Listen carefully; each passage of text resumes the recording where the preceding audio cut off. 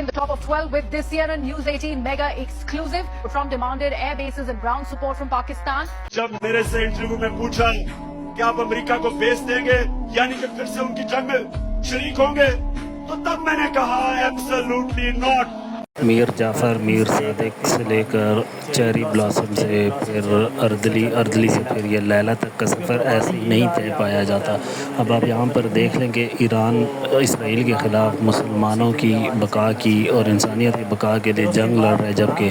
हमारे ताकतवर हलकों के अहदेदारान जो हैं वो बाहर जाकर उनकी गोदों में बैठ चुके हैं। अब यहाँ पर इनको कोई परवाह नहीं है इंसानियत की, इंसानों की जानों की ज़िया की कोई कीमत ही नहीं है,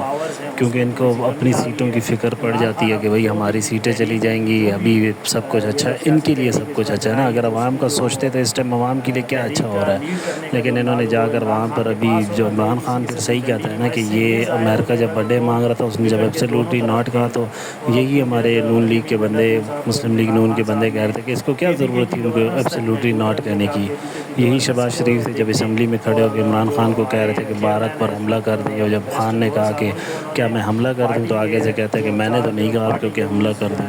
तो आप इनकी ट्वीट्स पढ़ लें, एहसन इकबाल का ट्वीट्स पढ़ लें, फिर इसहाक डार का ट्वीट पढ़ लें, ख्वाजा आसिफ का ट्वीट पढ़ लें इसराइलियों के हक़ में कि इसराइलियों को तस्लीम कर लेते हैं, हमारे साथ क्या दुश्मनी है। मतलब उनके जो वहाँ से समरी जो मुख्तसरन खुलासा बनता है वो यही बन रहा था ना कि हमें इसराइल को एक्सेप्ट कर लेना चाहिए, हमारी क्या उनसे दुश्मनी है, कौन सी हमारी वो। तो भाई जब पाकिस्तान बना उस वक्त क़ायद-ए-आज़म, फाउंडर ऑफ पाकिस्तान क़ायद-ए-आज़म मोहम्मद अली जिन्ना ने जब कह दिया कि इसराइल को तस्लीम नहीं किया जाना, और इसराइलियों के हमारे पासपोर्ट पे भी लिखा हुआ है कि तस्लीम नहीं किया जाना, तो फिर पीछे क्या रह गया। हमें क्यों हम अपनी ज़मीन किसी की इंसानियत को, किसी का अपनी ज़मीन किसी भी मुल्क के इंसानों को, मुसलमानों को, किसी भी किस्म का मुल्क को, काफिर ही क्यों ना हो बेशक, लेकिन जब इंसानियत की बात आए तो क्यों हम हमारी ज़मीन किसी के कत्ल व गारत खून खराबे में इस्तेमाल होने दें।